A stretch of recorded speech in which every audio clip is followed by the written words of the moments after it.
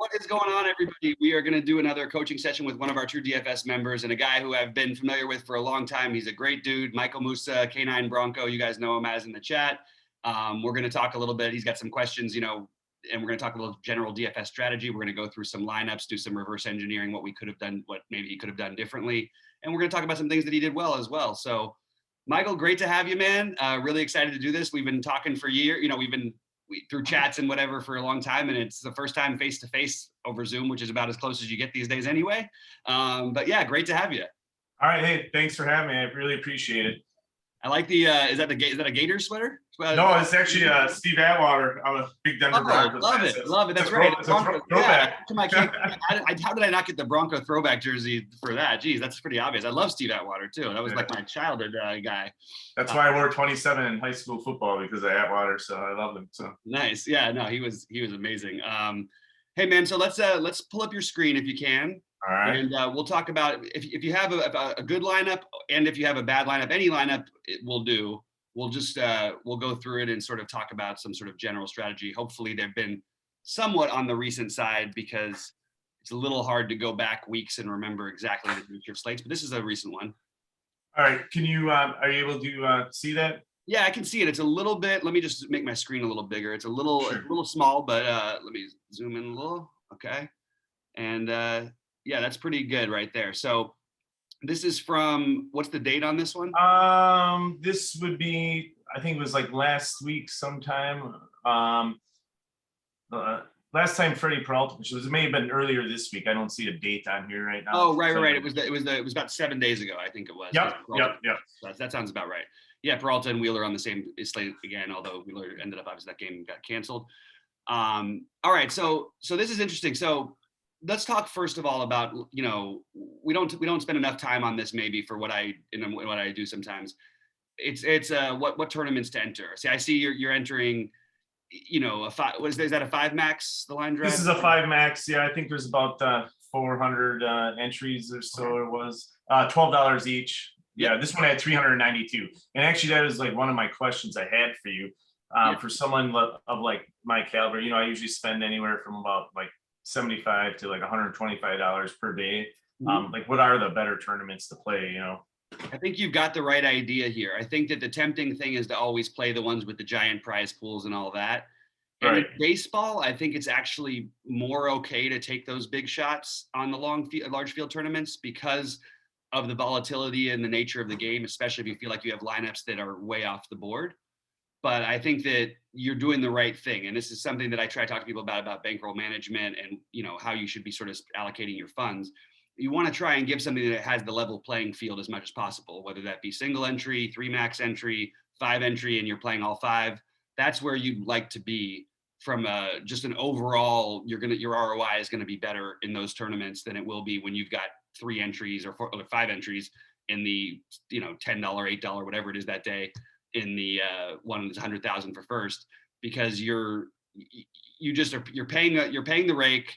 You're playing against guys who have 5 entries, they've got 150, and there's many of them. It's really hard to win those tournaments. Now, I'm not saying you should never throw them into those. I'm just saying in general, this would be, I would suggest you stay focused on these things, tournaments like this, the 5 max entry, 3 max entry, single entry. As much of those things as you can do, the better off you are. In general, I think you want to try, for most sports especially, not less so baseball, like I said, but you want to try and have less than 1,000 person fields, because it's just harder to win those tournaments. And you're giving yourself a fair chance by playing 5 entries in a tournament like this. So if I read straight, so you finished third with one of these ones on the yeah, that was third. So the lineup on the left here with the Freddie Peralta, and I'm kind of embarrassed by it because I live in Milwaukee here and I follow the Brewers, and I should have picked up on that. They were going to limit these guys a little bit after the All-Star break here. We say that, but then again, you look at Peralta last night and he goes out there for 7 strong, right? That's true. So it's tricky to figure out sometimes with these MLB things. You had the same thing with Casey Mize yesterday in Detroit. They were supposed to limit him and they don't. It's hard. I think with pitching, especially with young pitchers or with aces, a lot of times the managers will let them sort of figure it out and sort of break from their original plan. Which, as of 2 weeks ago, you would have been nuts to play a guy like Casey Mize, and now he's back to pitching innings again. So it's kind of tricky. They said they were going to do a 4-inning limit. very hard coach speak and stuff to interpret all that, but I can't blame you for this one. So if I'm looking at it right, you've got is it a 4-3-1? Yeah. Yes, the 4-3-1. So I went with the Angels, the Dodgers, and then I went with Pete Alonso as a one-off. Mm-hmm. I like, and so what I tried to do with the Angels here was try to, because I think they're really popular that day. I wanted to get some of the lower owned players. And I think Otani might have pitched this day, and that's why he's not in my lineup. Right. And I forgot who they were going against. I want to say it was some kind of a lefty, because that's why Suzuki was in there. And I figured on FanDuel playing a catcher, he'd be lower owned. So that's why that's kind of always been my strategy, is to play like more catchers on FanDuel, because I feel like everybody's going to go to first base right away. As you can see, my other lineup, I had Will Smith in here. So so that's what I went with these lineups here. So. Yeah, in general, people don't play the catchers. It's a strategy that I like to use quite a bit as well. If I like the first base position or catcher, I'll often, I'll play a Contreras Rizzo's now in New York, but when he was still with the Cubs, I would play Contreras and Rizzo together or something like that. Because even if you have a popular stack that day, people are probably not going to build that way, where you're utilizing your utility spot and your first base spot, and you're using a catcher for that. So I love the catcher strategy. The only thing I would say about the lineup on the left, and obviously, look, it's a great lineup. You know what I mean? Sure. Some monster things there. The only thing I would say about it is with the Angels, and I know you can't really stack them entirely because of Otani the way that you really want to in general. Right. You want to obviously Otani in your stacks. Is the power upside, even though Suzuki did hit a home run, is so extremely limited for this particular 4-man stack. Now, you did get the nice low ownership on him, with the exception of Upton, who's the one who has the power. But I know David Fletcher's hit a few home, and I like David Fletcher as parts of stacks. But I always, if I'm taking a team like the Angels and I'm going to fully stack them, whether it be 4-man on FanDuel or 5-man on DraftKings, I want a couple power bats, which really that's probably why I don't stack the Angels as much, because you're mostly looking at, Stassi would be another one if he was in that day, you know what I mean? But right. So I understand that. But whether it's Stassi, Walsh when he's healthy, even Taylor Ward has power, even though he's not shown a lot of it lately. Upton, I try to stay away from guys like Iglesias, who really just need multiple routes to get there and are only going to hit 5 home runs, out of 650 at bats a year, basically. So I think a little bit of limited power on this full stack. I would like it better as a 3-man with you taking out one of the other 3. That would be personally the way I would have gone with it. And I actually I feel like I've done this a lot, and I try to catch myself, because I've heard you and Sheets talk about this before too. Is having more guys with power upside, kind of like a boom bust play, that and I agree, like with the Fletcher. And when I look at it now after the fact, I'm like, well, wow, it's a really big gamble versus like having a second baseman that will hit 20 or 30 bombs and only maybe bat 200, right. Versus that. So yeah, makes a lot of sense. Yeah, if you look at the overall ISO, I don't think that anybody except for Upton has an ISO over 200 or even 200, and that's the kind of thing. It's sort of the lower end tier of where you'd want to be. If you're going to have a stack, you tend to want to have at least a couple guys in there who have that 200 plus ISO, and ideally as much as 300 versus the handedness of the pitcher. But it's still well constructed. I like the 4-3-1. I like the using Alonso as a one-off at low ownership and spending up. We talked a little bit about this yesterday. I'm not a huge fan of playing mega chalk at expensive prices at high ownership. It just doesn't, it's not usually a great strategy. If a team's going to be really popular, let's take occasionally I'll make an exception for Vlad, but the truth is Vlad actually ends up lower owned, especially on DraftKings, not so much on FanDuel.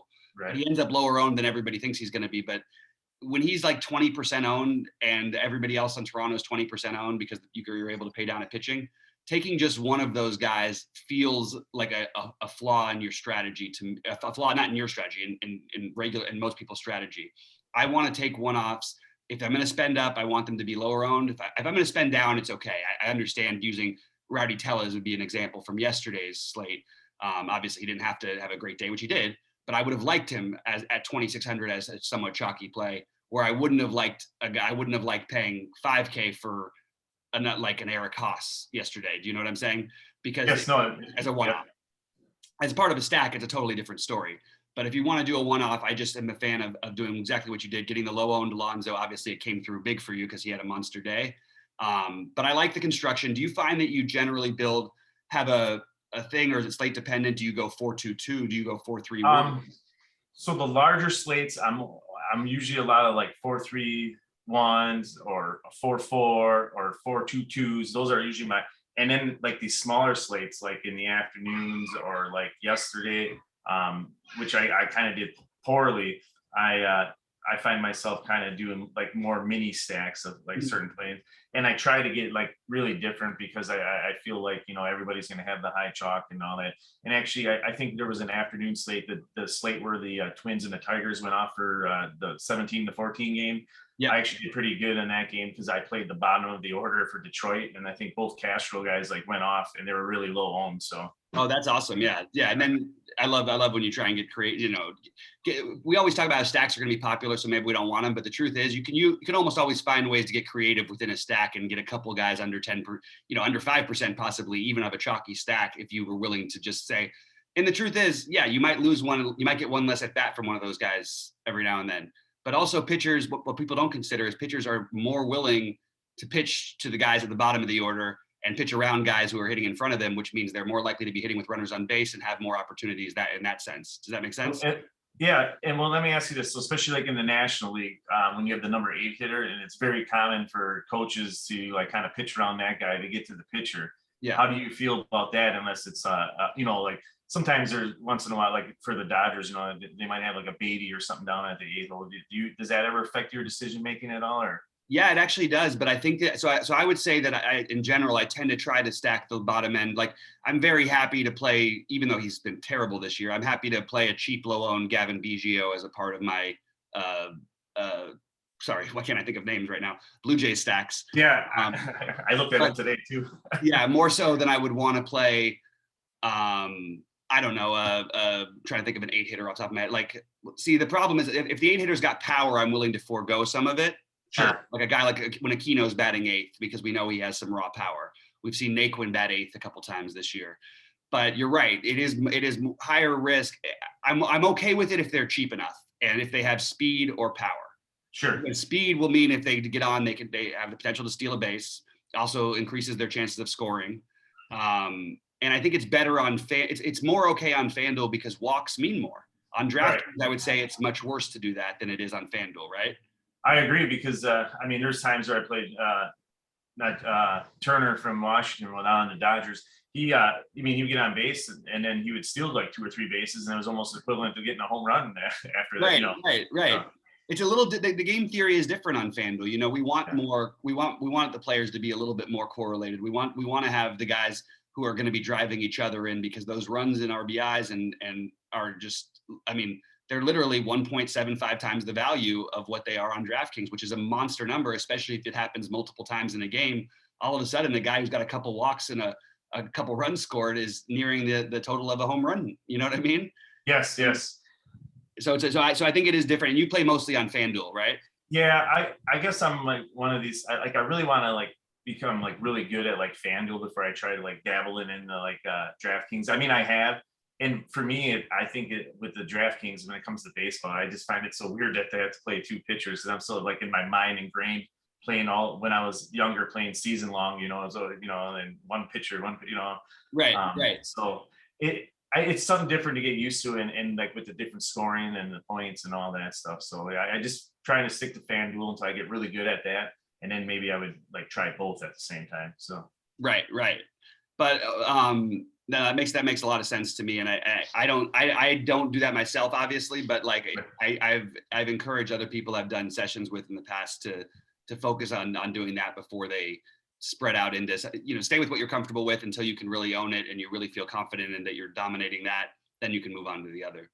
But these are nice lineups. I like the construction of both of them. I think that, you know, if you're going to stack teams that are as popular as the Dodgers, maybe I would say, you know, look, usually I would say to try and get a little different with the other stack, but what you did was nice. You played 2 catchers in this lineup on the right, which I really like. And if you're going to do it, play a guy like Stevenson, who's batting 3rd in the middle of that order. You have the power upside from Suarez and Winker and enough power from India, even though it's, you know, again, and also, you know, he's up top of the order. So you'd want to get him if you're going to be using the stack. Sure. I like this. I like the construction of this combo stack quite a bit.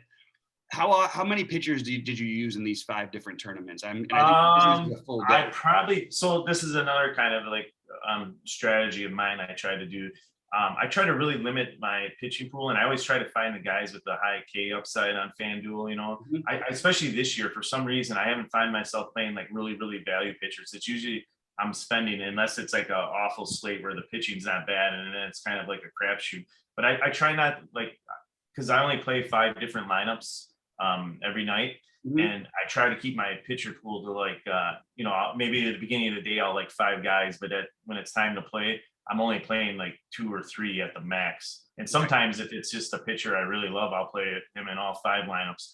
But I was going to say, if you want to take a look at the 2 lineups that I didn't do so hot in, Yeah, let's look at those. and maybe we could see what I could do different here. Actually, I did. So I must have played Giolito in that. I don't know why it's not. It's a pretty pitching heavy slate. I mean, Giolito, Yeah. all those plays I liked. I remember this day now a little bit better. There was look, we can always, I don't put all of my emphasis on I use it as sort of a little bit of a tiebreaker to some extent. The pitcher's hitters umpire, if I feel like guys are close. There was an extreme hitters umpire in Milwaukee that day. So I had decided just to play one of Giolito or Peralta. I'm not saying this is a flaw. I'm saying this is what I would have done, because I didn't want to have overexposure to a game that had an extreme hitters umpire, an actually surprisingly higher total than I would have thought. But on the surface, I liked both those. Those were 2 guys who were definitely high on my list to start the day. And if I was playing a bunch of lineups, I certainly would have included them. I just wasn't playing as many, so I would try to pick, a little bit more specifically. Also, I always try to play Wheeler as my number 1 guy if he's in, all things being even between these guys. Sure. But looking at the other one, the issue I've got with it is if you're gonna do, you do have a 4-man. Never mind. I actually don't have an issue with it, because I was gonna say Escobar is not a guy you'll find me playing a lot on in general, unless I'm doing a full stack. But you do have a full stack here. I thought I told you. Well, the reason why I did on this one, I thought it would be unique because you have 2 shortstop eligible guys, Escobar and Turner, both on the same team. And I felt like nobody was going to do that much. So if Escobar had any halfway decent of a game, and Turner, has his normal, good game or whatever, that it would be a little edge over the field. So I totally agree with that type of thinking. We're similar in this. Like, I like to use players who are same position eligibility, and Chris Bryant and Patrick Wisdom are a good example for you get the third base / outfield combination. But then if you play Bodie also, and you play both the other guys, it's just even if people are stacking, not everybody's going to build that way. So you're just getting different even within the people who are doing the same thing you are, which is exactly what you did by playing the double shortstop thing here. The only thing about Escobar is, but again, like I said, full stack, which you do have, so I'm okay with it. Sure. And I believe he's very cheap, right? What was he, 20 something hundred? Does it let you know here? It should say 2,700. He was actually, it's kind of expensive for him. Yeah, it's kind of expensive for him on FanDuel actually. But that's the only thing I would say is that shortstop, is somewhat of a premium position these days. You can actually get pretty good value on FanDuel at shortstop. That's why I'm a little bit lower, unless the guy's like minimum cost. I think Iglesias was close to that. That I would personally, Escobar's not a guy I usually play him more on DraftKings when he's really cheap, and it's usually a part of a 5-man stack. Just because he needs multiple routes to get there. Every now and then, sure, he'll hit a home run, but it'll literally be like 3 or 4 through 600 at bats a year, which is just a lot to ask for. Right. Go ahead. I do. One of my other questions was like, if you had a punt position, like let's say on a FanDuel, is there a general position that you would like to spend lower on, to get all your Honestly, the weird part is I would like it if there was a second base punt. We haven't had great second base punt options on FanDuel this year. That would be the position I would look to. And then the weird part is you get third basemen like Suarez, who are really cheap all the time, who are the great example of what you were saying earlier. This guy's going to hit 30 plus home runs, but he hits 190. That's what we want. You know what I mean? We want the guy whose price is kept down because of that. Now, oftentimes it inflates the ownership because we're not alone in thinking that way.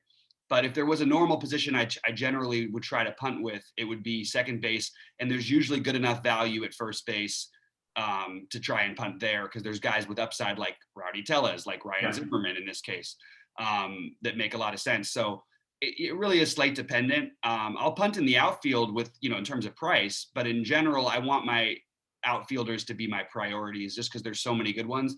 But on FanDuel, the ones you want, you don't get the same crazy price discounts. There's not the weird Eloy Jimenez at 2,500 when he comes back hitting cleanup for the White Sox with a 6-run total. You know what I mean? Right. Even if he is minimum cost on FanDuel, you're not gaining as much because there's other guys who are 22, 2,300 you could fit in. So I'm really okay with any of them on FanDuel. It really depends on the slate. But in general, I try to look at it at second base because second base has been, for the most part this season, the lowest producing position in terms of total fantasy points. So that would be the natural way to go. Awesome. But I don't have any problem with it. It just doesn't work out. And something I keep trying to remind people, you can't be results oriented on a short-term scale when it comes to DFS. It's got to be about process. And this is what you did. It makes sense. You got your double combo stack in here, which I like. And I like everything except for I'm a little bit less on have a harder time getting to the Escobar thing. Probably, even though you are getting creative with it, I probably would shift. And another guy who I don't love to play, but I prefer him to Escobar would be like, you could play Turner and Harrison in this lineup instead. Use Turner as your shortstop, use Harrison in the utility. And Harrison, I think, has a little bit more upside than Escobar if you're going to keep within the stack. And also there's plenty of good one-offs at 2,700 if you wanted to make it a 3-man stack with your Turner, Soto, and Zimmerman. That's just my initial thought. No, and I totally agree, and it makes more sense. Like that's why I like doing this, like talking about it over and kind of like analyzing what you did wrong, because then it makes you think the next time when something happens, like, okay, I need to do this and have a guy with a higher upside, and it's gonna probably get it, hit a homer way more times than like you said, Escobar in every 600 at bats, so. Right. And the last thing to mention is just how creative do we need to be? Because it's a five entry thing. You're already creative enough by playing the Aquino Naquin combination. Most people, if they're going to stack Cincinnati in that spot, would find Winker's a little more expensive on FanDuel, so that's a little bit trickier. Yeah. These are not like somebody's going to play one or the other. Actually, in this case, it was Aquino batting earlier in the order. So I really like that. But if you're going to be doing stuff like that, you don't necessarily need to worry about getting so creative with the double shortstop thing. I like to do that more when I'm, double shortstops on the same team. When I need to get way more off the board because the rest of my lineup's a little bit too chalky. And I don't think it was quite necessary to do it here. That's all I would say. And so like speaking of like chalk, like when it comes to like pitchers, especially in baseball, because they're probably more accurate as far as like their totals and like what they're going to score. Do you sometimes, like last night was a perfect example with Musgrove, he was kind of chalky. Does that ever affect your decision? Or do you want to like maybe try to find someone else if he's too chalky? Yeah, I do. It definitely affects my decision. It depends on the slate, but like last night was a 5-game slate.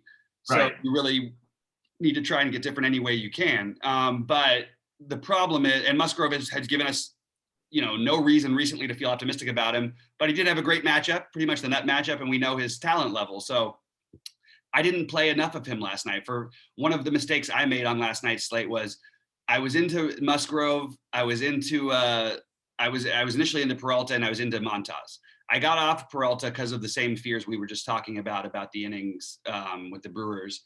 It didn't matter. They were all good.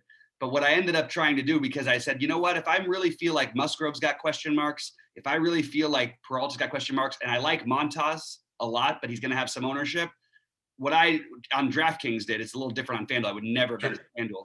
I ended up deciding, you know what, I'm going to let the bats do it for me. I liked San Diego was chalky. I liked them. They totally busted, but I love Toronto. So the only way I could get to Toronto and San Diego with any stack that made sense was to play a guy like Chad Kuhl with Musgrove as spend downs. So I actually used Musgrove in my main lineup, but Chad Kuhl, wasn't that he was even that bad. A lot of nights that might've worked out for me. San Diego just was terrible. And Chad Kuhl got hit in the 6th. He was actually looking like he was on his way to go past 20 fantasy points, which on DraftKings was pretty great for him. But I wish I would have stuck with the guys I just initially liked. I let too much stuff get in my head, and I ended up pivoting off of the 3 pitchers who I thought were significantly better than everyone else, where I probably should have just stuck with those 3. I actually made a similar mistake myself, but more so weather-based. I was really afraid for that Toronto Red Sox game. I kept watching the radar, and I listened there, and it made me nervous because not too long ago that game got canceled. So I kind of just played it safe. I'm like, well, I know these games are going to play, and I was heavy on the Dodgers. And in all my lineups too, I had Musgrove, so I could only play like 3 Padres. Mhm. I meant in my lineup, and but it just didn't turn out because the Tigers kind of busted. I had the wrong Tigers in my lineup, so Yeah, yeah. yeah. So I mean, sometimes it's just the way it goes. It's not always about Right, mistakes. It's just what happened. It's baseball. It's crazy. It's all over the place. If you're winning GP, if you're like consistently cashing every day in more lineups, and you're never ever gonna like coming in the top 5 or 10, you're right. doing something wrong. You're playing these to win the tournaments, and you're playing to be a loser most days and have the winning days make up for it. That's the way I approach, especially baseball more than any other sport. Basketball, you can argue, is a little different. Um, Right. but I would say, I feel like over the last year though, I've improved because I've been going with that mentality and just like kind of like what you and Sheets kind of like talk about all the time, and it's really paid off. I mean, this is probably one of my most successful baseball years I've had, and I just want to get better, and that's why I appreciate you doing this today too. So, awesome. No problem. How about some other general questions? Anything specifically? I know we've talked um, a lot over yeah, the years. yeah. So like over the year, like, do you ever let over unders? I mean, a lot of times, like I see like someone will say like this team has a high run total. Do you ever just like look at, okay, well, this pitcher though is like a decent pitcher, even though it's like a high run total. Even you ever let that stuff affect you? Because I always feel like people will look at the over unders and they'll look at the top 5 teams that have the highest runs, and they right away just gravitate that. And then most of the times it's probably right. But I'm always wondering if sometimes you ever like deviate from that and go like on your what's your knowledge of the baseball and and stuff like that. Yeah, so I definitely, I mean, I factor in projected run totals. Vegas is really good about this overall. Sure. They're very good at over unders. But you're like anything else, like a stock trader, you're trying to find flaws in the marketplace, and then you're trying to find where other people are making mistakes.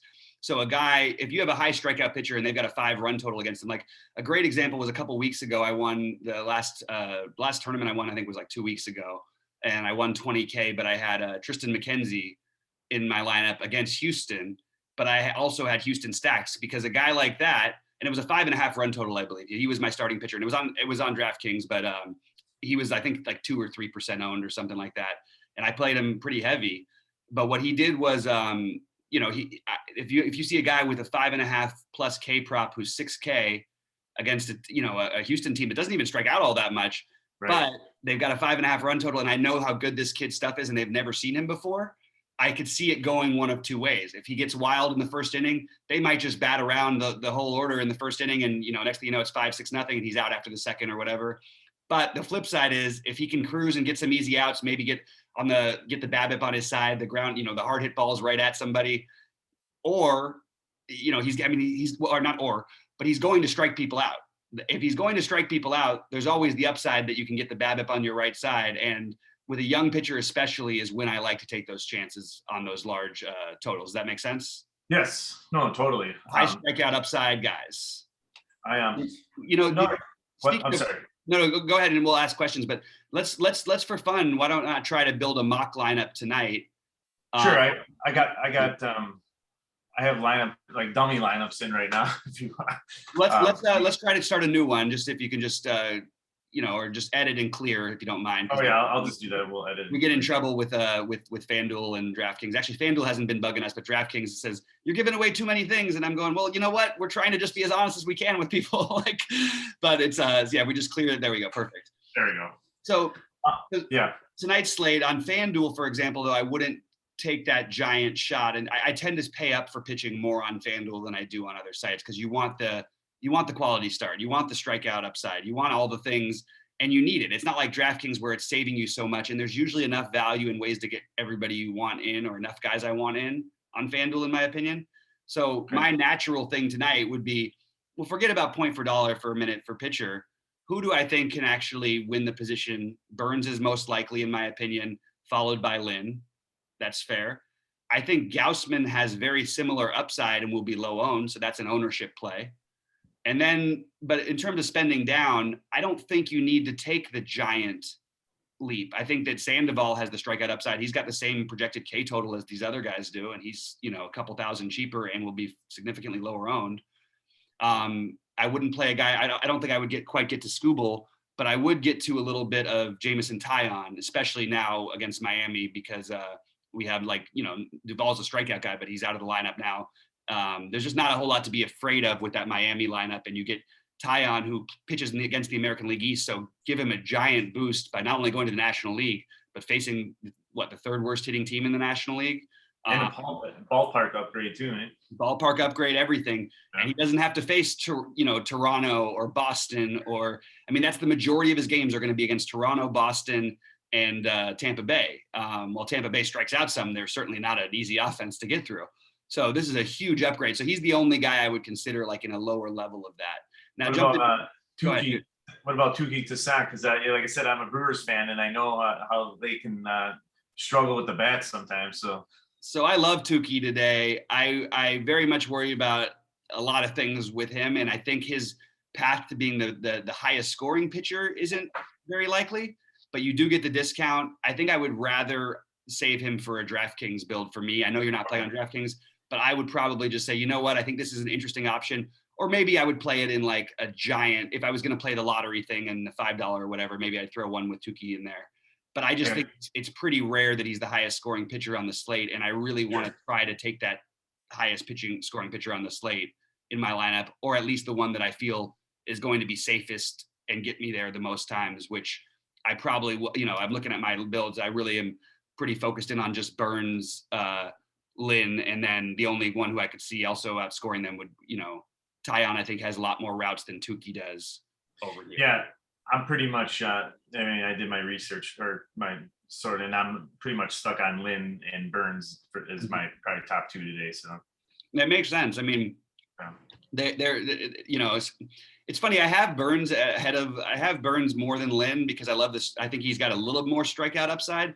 But if you look at the lineups they're facing, Cleveland, especially without Cesar Hernandez even in there to be pesky at the top, Lance Lynn just keeps so much of the ball on the ground. I feel like Lance Lynn they're both pretty good bets for the quality start, but I feel like Lance Lynn is always a better bet for this quality start.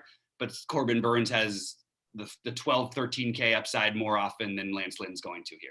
Also, He gets to face a National League team. So with all things being equal, I tend to favor the team facing a National League team, even if they're a good one like the Braves. But so you were going to ask another question before I cut you off. Sorry, and we started. I think the only other question I had is the only reason I asked this is, and it's kind of a controversy topic, is the BVP.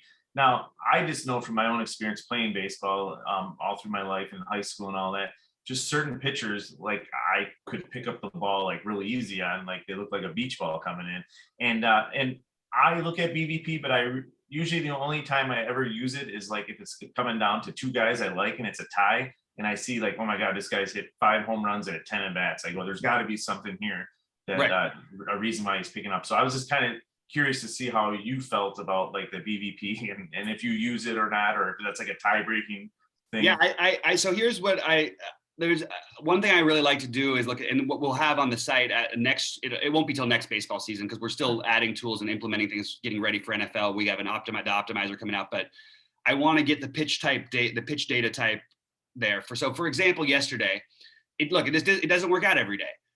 But Ryu, for example, is a guy who loves to throw a lot of changeups, and he tries to keep them away from hitters. There is no better pitch for a lefty to throw against JD Martinez than a changeup on the outer part of the plate. Having said that, Ryu has a better changeup than most of the guys he's faced. But the matchup for a pitch type matters more to me. So if everything goes together, if a guy's hitting a guy who throws a lot of splitters and he's, that's where he's hitting, his highest percentage of home runs, and you've got a guy he's, 7 for 17 against with 3 home runs, then I'll use that BVP. The problem with the BVP is the sample size is very rarely large enough. So I look at BVP from a pitcher's perspective a lot more. Like Giolito, for example, against the Royals the other night. So you look at Giolito in general, and I didn't even do the pitch type data research, but what I did was I just looked at him. He had 100 against the lineup he was facing because they play interdivision so much. He'd had 180 at bats against him. It's a pretty good sample size for a full lineup. In those at bats, they'd hit, I think, like 6 or 7 home runs off of them, which is a pretty high number. But they were hitting 180. They were striking out at a 40% clip, and there was almost no walks. So that seemed like a perfect spot to use the reverse side of the BVP. You know what I mean? Right. You get a larger sample that way. Makes sense. No, I actually use it for pitchers too. I'm glad you brought that up because I look to see if there's a guy that just totally dominates the lineup, and especially like in interdivision games when they seed a team a lot, and just some pitchers just have a team's number, and Right. there's a reason behind it. So Right, absolutely. And I mean, you look at like, I'm obviously a Dodger guy, and you look at what happens when the NL West, there was a point last year where Colorado, was it either last year or the year before, Colorado had 0 lefties in their bullpen. And the Dodgers obviously have just a slew of, this was when Seager, Muncy, Bellinger, everybody was in the groove. And you've got no lefties in your bullpen. Not only does that make the Dodgers a better play, but then you can play a guy if Beatty's in the lineup. You can play him comfortably, knowing people, because I heard so many other announcers during this, so many other people, touts talking about this. They're like, oh, but Beatty's got a 60% pinch hit risk and all this stuff. I'm like, not if there's no lefties in the bullpen, he doesn't.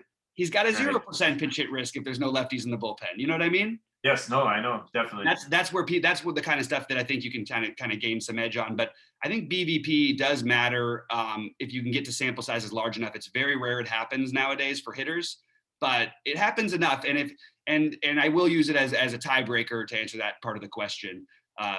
Especially, but if the pitch type matches up, if a guy who's great at hitting, off-speed pitches, or a guy who's awesome high fastball hitter, and you've got a pitcher who loves to throw high fastballs, that's like his out pitch, I'll definitely play more of those hitters. Gotcha. What I pay more attention to, though, is strikeout rates versus guys who don't, like, for example, Patrick Wisdom. These are my favorite guys to play in DFS. Wisdom, Sano, historically, less so this year. The guys with the 40%-ish K rates, even guys like Judge, if then you get a low strikeout pitcher against them. So really, you're turning them all into Babe Ruth. If you eliminate the strikeouts, these guys are all of a sudden 400 hitters with, a 500 ISO and all this stuff. And not to say that they won't get occasional strikeouts on these guys. They'll still strike out the one time a game, but they're not going to strike out 3 or 4 times out of 5 at bats against a guy who, against guys who have K rates that are below or around 20%. Right. And then, so that's just the way that I look at it personally. But there are certain guys who, like, we always joke with the Garrett Cole, who's the G-Man Choi is the Garrett Cole killer. Yeah. He either walks or hits a home run off of him. It feels like every freaking time. And sometimes that just happens with certain guys. They see the pitches well, like you said, and it's crazy to me. And it's never coming from ex-real baseball players that say BVP doesn't matter, because it's so, sorry to just be frank, it's so stupid to me to think that it wouldn't matter. We're human beings. Right. Even in terms of individual matchups in basketball, we run into this, right? You have guys who take certain things more personally. There was one huge tournament I won. It was, a 6-figure score.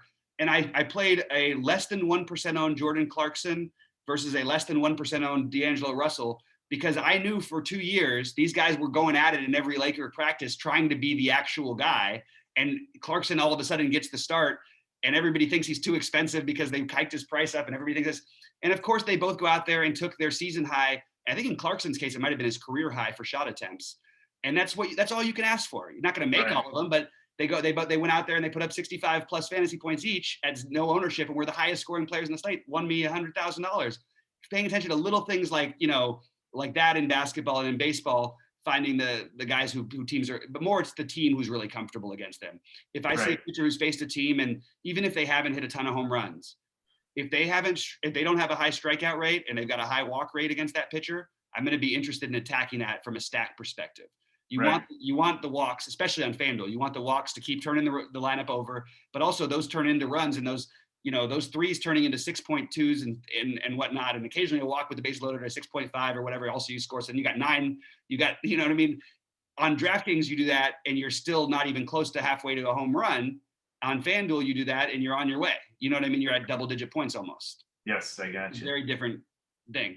So taking tonight's slate, looking at some of these, trying to utilize some of the things we've talked about, we've got actually an interesting slate, because there are a lot of stacks other than Toronto that I see as being very viable. The Dodgers being one, the Cubs being one, depending on how that lineup shakes out and who's traded by that time. Right. I think a little interest in Detroit, a little interest in Minnesota, and a little bit of interest in the Yankees. But other than, like, Toronto stands out astronomically to me today as by far the best stacks. And I'm not going to say going home, it can actually have a negative impact, but I think that they're going to be happy to be playing in their stadium. That's not really what's affecting me. It's just that I see the spot as being pretty much ideal for them. against KC with a weak starting pitcher. I'm curious to see where the ownership ends up. I think on FanDuel, my guess is it'll end up much higher. But you've got Kansas City, who doesn't, bullpen is right at the bottom of the league, sort of given up on their season, hence the trade of Duffy and things like that. This is a spot where I just see Toronto as significantly better. Now, they are my main stack, but I do think, especially on FanDuel, they're going to end up with ownership by the end of the day. So I'm looking at other ways to other teams to sort of focus on. And it's not like I have a clear number 2 today, which I usually have. I usually have at least a clear top 3. I think my top 3 are the Dodgers, Cubs, and Toronto. But I hate taking players in the indoor stadiums on my full stacks that aren't Houston, because it's just Arizona is just not the same hitter's park it used to be. And when the roof's open, it's great. If this game, the Dodgers would probably have a full run total higher projected if they were. Sure. So I sort of feel a little bit all over the place. Today is a day where on FanDuel, my initial builds are mostly 4-3-1s with a little bit of 4-2s. And I actually have some 4-1-1-1s all the way down lineups because there's some individual bats that I really like today. Who stood out to you today, and how would you look at trying to stack who you like? So I mean, for some reason, I don't know why I like San Diego. They keep on they're just staring at me. I don't know if it's because of the John Gray. And a lot has to do with it too, I think, is because yesterday they didn't do so hot. And I just feel like people I feel like never like stacking the late games, The only problem I had is that the games in San Diego, that's what always, with the weather being cooler at night and stuff like that. But I don't know. I really like San Diego. I obviously like Toronto.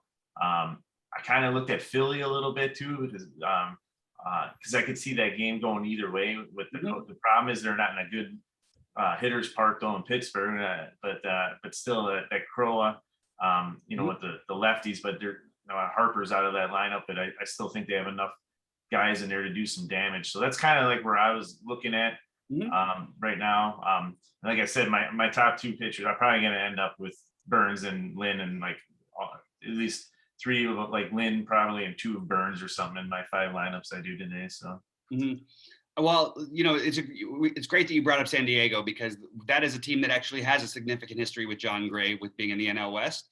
And what I would say is you actually have some BVP that stands out. Will Myers, 14 for 39. 39 is a lot of at bats. 10 strikeouts, that's a pretty high number. It's right about average. Get ready. Oh, sorry about that. It always happens when I do my BVP thing. It always pops up a little ad. But Machado's 9 for 30 with 3 home runs, but 7 extra base hits and 39 at bats for Myers. Just so if I was playing a San Diego stack, I would try and include Myers against Gray. But on the flip side, I also look at Gray here as not a viable pitching option.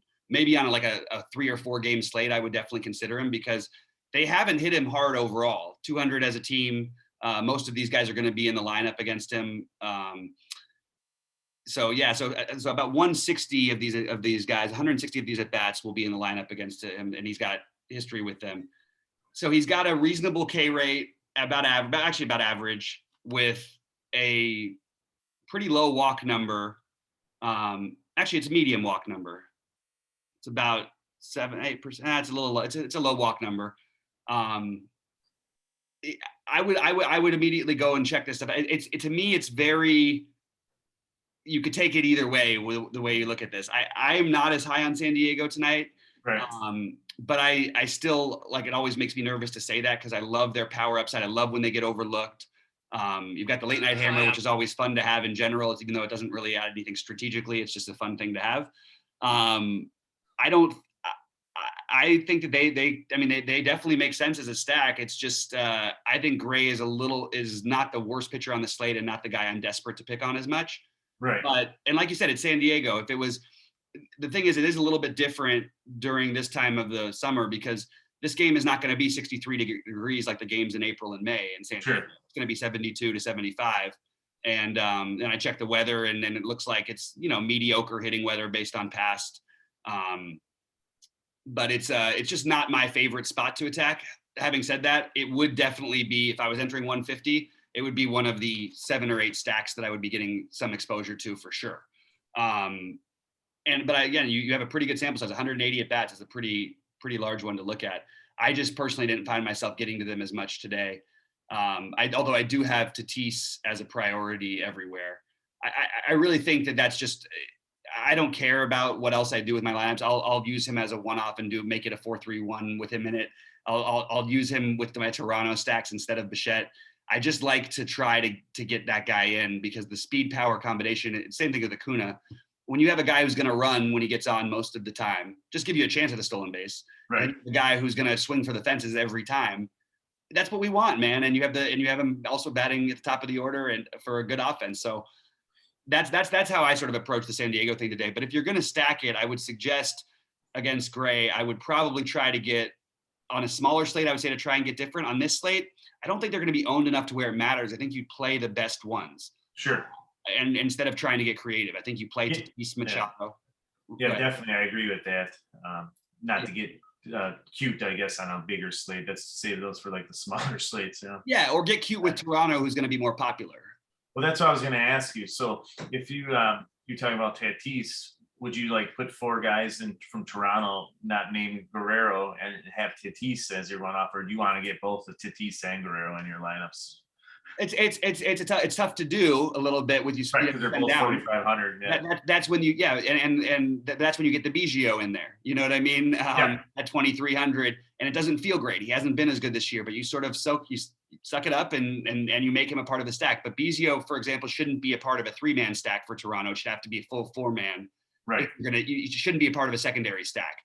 But I think that if you can try to get just Toronto and San Diego in tonight, I would love that. But maybe you do end up doing a 3-man with like Grichuk is going to be really popular because he's 2,300. I think Teoscar and George Springer will not be that popular at 4,200 and 3,500 respectively. I actually think Springer ends up a little bit on the outside looking in because people see that price and they would rather pay somewhere else, possibly outside of Blue Jay stacks, which actually makes them better as a complementary 2-man or a 3-man stack. Does that make sense? Yes, no, totally. It totally does. And I was looking at that too with the Springer. I feel like because everybody's going to gravitate towards Guerrero, and I think Springer is going to be the odd man out when it comes to so. But in general, when I try and combo stack San Diego and Toronto, I kind of can't help myself sometimes, but try to make sure I get both Tatis and Bichette in, use my utility spot on the other one. Sure. And then try to see if there's a way to get Vlad and Manny. And now you're talking about really going minimum everywhere else. Right. But you are going to be different by people are going to play their stacks and they're not going to play both those guys in the same lineups very often because it's really hard to do just from a price standpoint. And to answer the other part about the Blue Jays, yes, you can stack the Blue Jays without Vlad Guerrero. Absolutely, that's fine. It's not a fun thing to do, especially on FanDuel where those other points actually do matter. The guy because he does walk a ton. That's the argument for fading him sometimes. Like same thing with Muncy. You got massive power but massive walk upside, massive walking, which on DraftKings we really don't want as much. On FanDuel we're more okay with it as parts of stacks. It's hard for me to pull the trigger without Guerrero sometimes, but there's so much power on that Toronto lineup, and you get 46% of their runs are scored by the home run. Yes, you can absolutely do it and fade Guerrero. In fact, you could make an argument that let's say it was a 5-game slate or a 6-game slate, I would encourage people to try and stack both teams and not use any of Bichette, Tatis, or Guerrero. Because I hope those guys get walked and they put up their 15 fantasy points, and your guys do the real damage. Because that slate you'd have to get creative. On this slate, you have to get less creative because it's such a big slate. You don't have to worry about the ownership concerns quite as much. Right.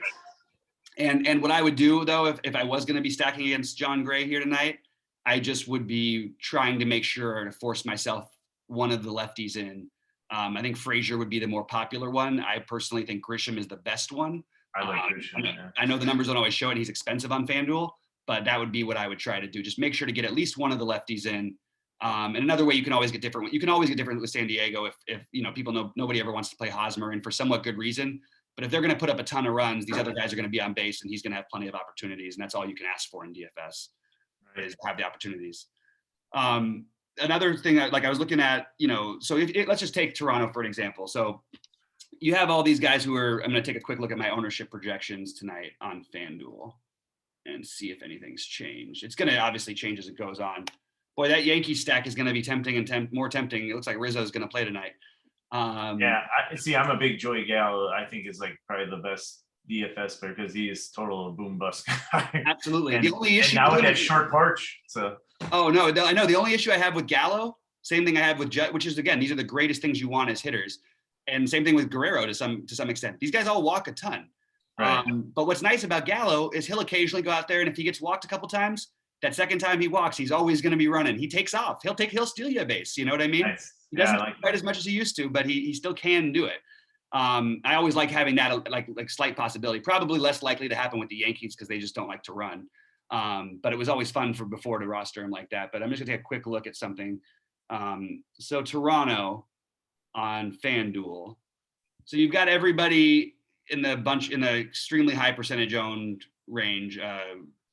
Basically everybody in the 20% range, I think, is reasonable. Maybe Bichette, it gets a little lower on because you can play Tatis, who's a better player at a similar price. So I like the idea of stacking Toronto with Biggio, who's going to be low owned, and with Tatis as my shortstop, just to make it a little different, not using the Bichette thing there. Does that make sense? Right. And then, so would you play Simeon then? Because he's eligible at shortstop too. Yeah, but I would try to get him at second. I try to put Simeon at second so I can use Tatis at short. It would be my natural first way to go because I do like Tatis quite a bit. It doesn't mean I'm locked into this.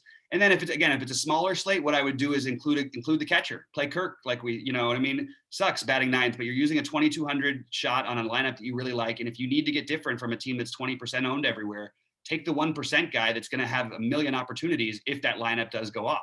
Right.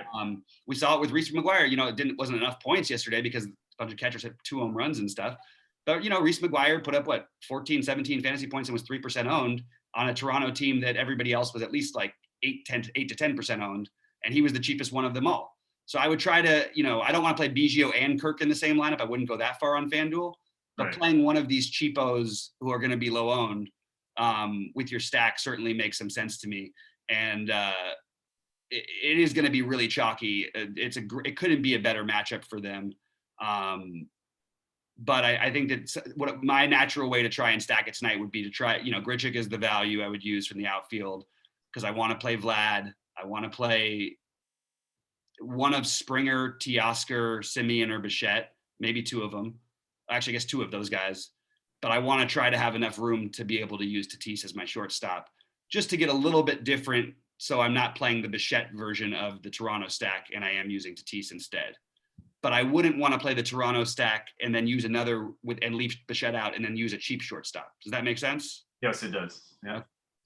Just because of where he's hitting the order. Now, if oddly enough, him batting 4th, anybody batting behind Vlad Guerrero within 2 or 3 spots, this is another thing I always look at. Those are the guys you want, and you want the guy who's hitting in front of him. To the 2 spots after him, 2 to 3. And then the guy batting in front of him. He's going to get on base 40+% of the time. So you're going to have a runner on base, which is obviously always better to have a runner on base, especially on FanDuel. Right. You know, the RBI, I don't need to explain that one. But also the guys batting in front of him, you obviously can't get pitched around. So that's what makes the further down a little bit less enticing. But at the same time, you also get the low ownership. And I'm just a believer that Biggio is not as bad as he's been this year. So he'd be the guy I'd be using at low ownership tonight to try and get different. And while using Tatis is not off the board, using him in my Toronto stacks will be more off the board because you're just betting on him outscoring Bichette at that point. And hopefully he does it by a big number. Hopefully Bichette busts if you're going to play it that way. Or you're playing both of those guys together if you can find a way to afford it. And would you play Biggio probably in the second base spot? Because since it's a weak position anyways. Unless if I wasn't using Simeon there, yes. I actually like shortstop a little bit better because I like Tatis so much. Right. And I like Bichette too, but or you play Simeon and Bichette. I mean, if you play Simeon and Bichette, you're getting a little bit different, but not enough. But yeah, I would say that Biggio second base would make sense, except for the Simeon factor, who I find myself using at second base. But yeah, that makes a lot of sense to me. Let's talk about one other stack. The Dodgers, who I mentioned I like tonight. How would we stack the Dodgers over here? Corey Seager is crazy cheap, but everybody's onto that. Personal take, Corey Seager, if you look at every advanced metric, ball launch angle, how many balls are caught at the warning track, he's a guy, if he went to Yankee Stadium, would be a 50 home run guy. Also, he never stays healthy. He's been healthy for 2 years. He's finished in the top 5 in MVP, both of them. He's 3K. It's ridiculous. So he's another guy who I would consider using in one of those stacks, Blue Jays or Padres, either in addition to Tatis and Bichette or instead of, because he has massive upside. Now he's coming off the injury list, obviously probably not the best spot for a chalky Seager, but he is the guy who stands out price-wise. They all make a lot of sense to me. In terms of priority, the guys who people are going to forget about, Will Smith is going to be the low-owned version, and I think he's actually the third best Dodger that I have projected tonight in terms of fantasy points. Bellinger, actually I have him in fourth. Bellinger, Muncy, Seager, and Will Smith I have actually ahead of Justin Turner, who will get significantly more ownership. So I would try and do something like that. Using another stack as an example, I don't think I would really fully stack. I may fully stack the Yankees. The hard part with the Yankees thing tonight is obviously they have a horrible stadium, but the power of these guys, it doesn't really matter, right? Right. We've got a weak bullpen behind we've got a bullpen that rates that has really good pieces, but if you get to the starting pitcher early, you're going to be able to get all over them in Miami, because the middle relievers are awful for Miami. The actual end of game bullpen is pretty strong. But play the old narrative. Stanton going back to his own home. Yeah, there you go. Little Stanton back there. But I mean, that's the thing. These guys that can all hit the ball a million miles, so we're not really all that worried, right? The thing is, Zach Thompson is a good young pitcher, but he also fits the sort of, like I was saying about McKenzie, sort of that narrative. I'm not going to play him tonight against the Yankees because the new lineup is a little too strong. Right. But I would consider him to be a boom bust candidate. Not to be boom enough for me to use him as a pitcher, but I could see the Yankees really struggling over 6 innings while he pitches. I could also see them working counts deep. Next thing you know, they've scored a couple runs with a couple solo shots, and they've got, he's thrown 60 pitches through 3 innings. I could see that path to where all of a sudden if they get to him in that 4th or 5th, you get the mid relief, and that's where you'd want to attack it. But Miami's bullpen has improved. I have to give them some credit. Anyway, that's just sort of the way that I'm looking at the Yankees. I would try to get them.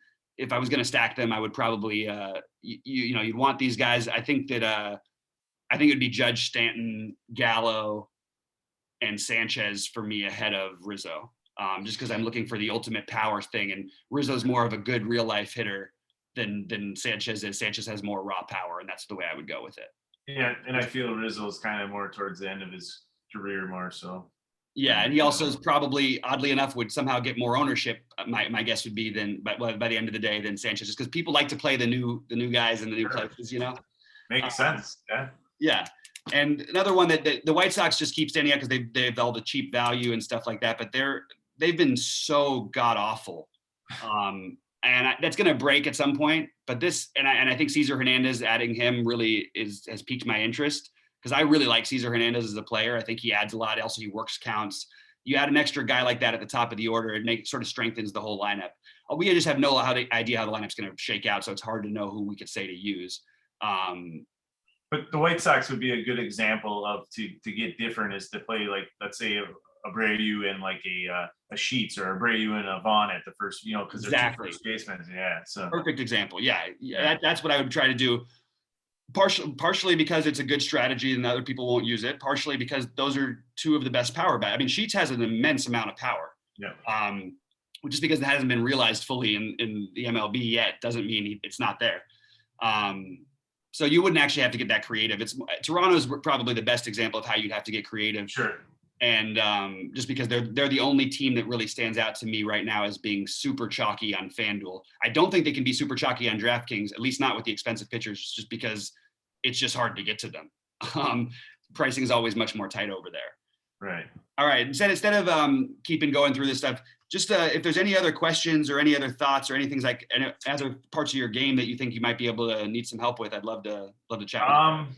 No, I really think, you answered everything. I really, what's helped me a lot, to be honest, is just like you and Sheets doing these videos. And then sometimes, these live before locks when there's a smaller slate, and then you guys start talking like maybe strategy or stacks and all that. That stuff really does, like, truly does help. And like I said, I appreciate it. But I've learned a lot just from that, and over the year, in just this year that you and Sheets have been doing this. So I guess as far as like the cycles, I would definitely keep that up, because I think it's very useful information and it helps a lot of us players out here. So I really appreciate that, man. And yeah, we're going to be, I mean, look, we're making little changes every day. We're improving it. It's only been a little bit that we've been, actually up and really running, but I'm really happy that we've been able to help, and glad that things, I mean, Sheets is his sheets. I swear those actual projections that he's got. I mean, going into League of Legends and NASCAR, this guy wins all the time. I don't even understand. He's just a born winner. It's crazy. He's one of the best horse race bettors in like the history of the world. Like, no joke. Not that he was a great poker player and also backed all the best poker players. The guy's pretty awesome. And it's lucky that we're partnered together. And we really appreciate what Rhodey's been doing. And we really appreciate guys like you who've been with us for a while and really been loyal to us. And hopefully we're gonna make you a lot of money. Nice. Well, I appreciate that. There's nothing wrong with that. So yeah, sounds good, man. Well, hey, it's great talking to you, Michael. We can always do a follow-up if there's ever a specific thing you want to get on and talk about. Let me know, and maybe during the NBA season, because it's kind of different in baseball a little bit. I feel like, so yeah, and baseball is a lot. The way I look at it is baseball is very game theory. NBA is a very different. Narratives matter so much in NBA, especially throughout the course of a whole season. And then in the postseason, when you're playing that, I love that version of it. But then you're trying to pick out the coach's adjustments. I feel like that's probably my strongest sport. It's certainly the sport that I've never had anything close to a losing year. I'm very dialed in, and I happen to love the NBA and watching every minute of it, which baseball I enjoy, but I more enjoy it only to watch it for DFS purposes or when it's my team playing or something like that. I totally agree with you on that, as far as, you just watch your team, or you only have interest in your players that are on your lineup. So yeah, no, I hear you. All right, man. Well, let's crush it tonight. Really appreciate you doing this, and great to have you. And we'll definitely do it again soon. Awesome. Thank you. All right. Good luck out there, everybody. Right. Thanks for watching.